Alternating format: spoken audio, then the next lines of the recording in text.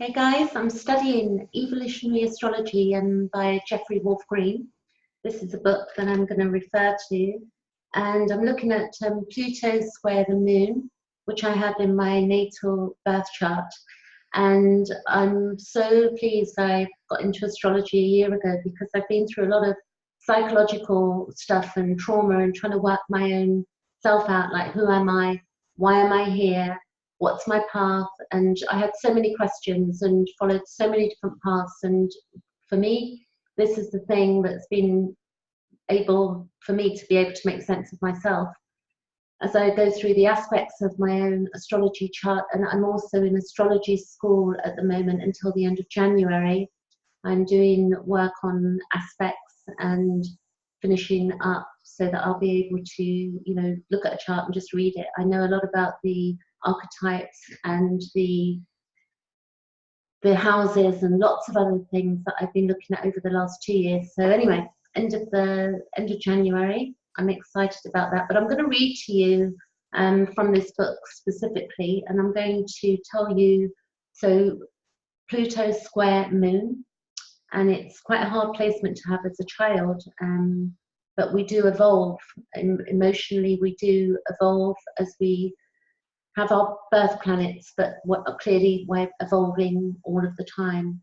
So I'm going to read to you what a square means from this book, because I think that the understanding that's given here is very different to, I'm going to get my own definition of it, but basically planets are speaking to each other. So you've got trines, you've got sextiles, and then you have squares and you have oppositions, and all of those mean something. So let's say I've got moon square Pluto at birth. If I had moon trine Pluto, it would mean something completely different. It would be a different energy.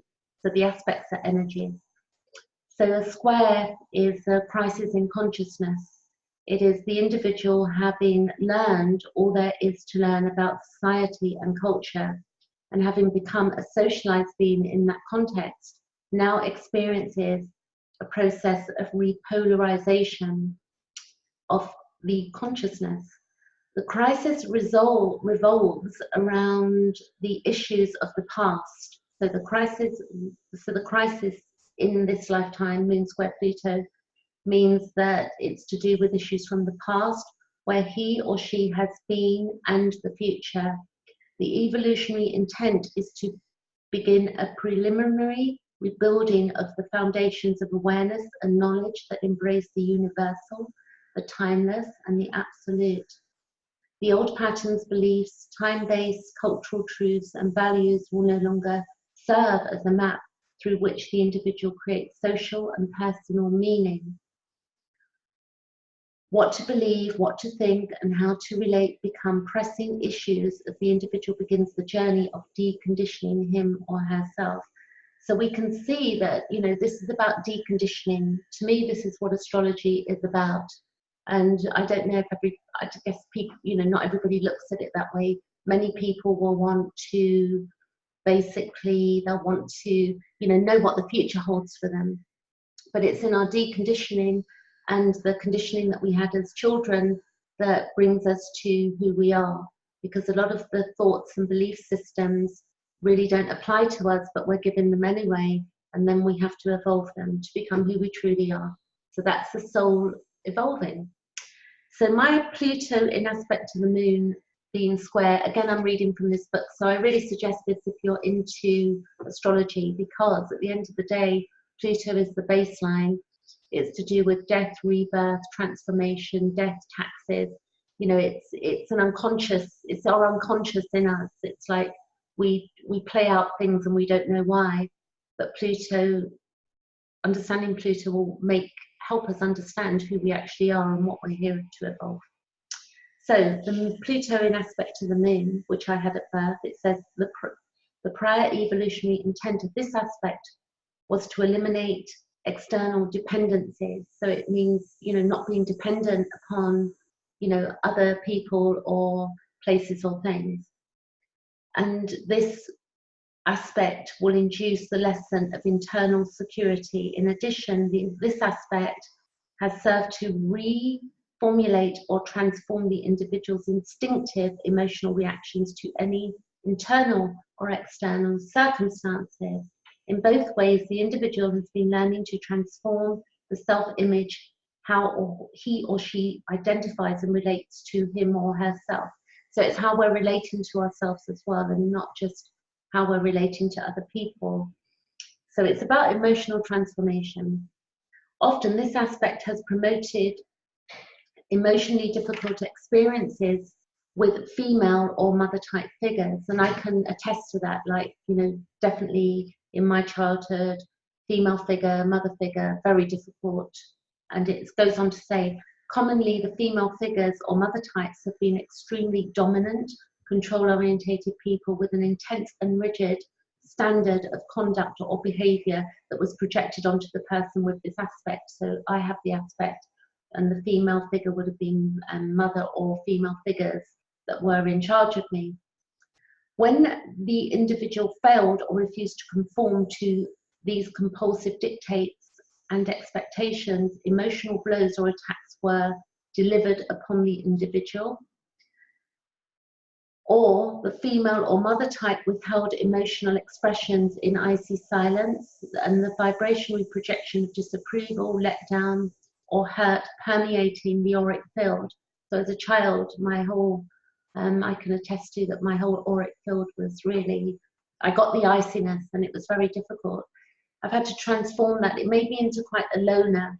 I would say this goes on for a couple of pages, so I'm not going to read it all, but it made me into quite a loner as an adult. Like, you know, in order to feel safe and not receive iciness, like, or if somebody was icy with me, it would take me back to my childhood, you know, and I'd get triggered.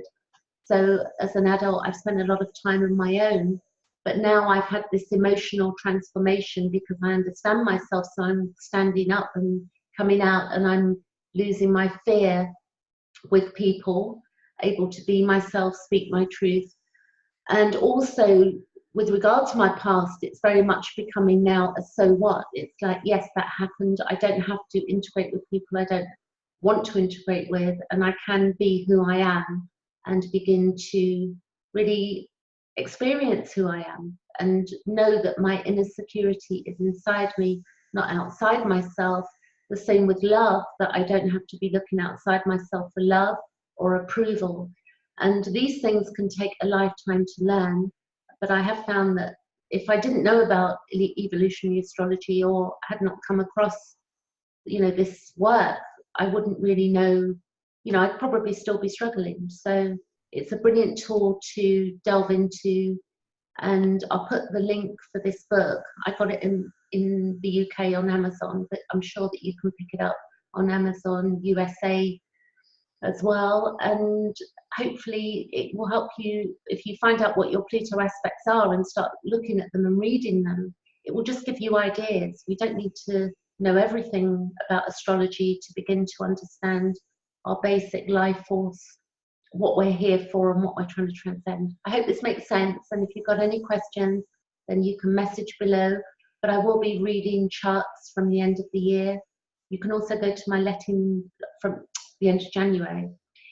You can go to Letting Go Techniques page on Facebook, so Penelope Ryder, Letting Go Techniques again, and you can book a session with me if you want, if you just want to find out a bit more. Or the other thing I do is to help people decondition. I use tapping modality, which is Faster EFT, so it's tapping with NLP, and it helps to go back to unpleasant memories and shift and change those.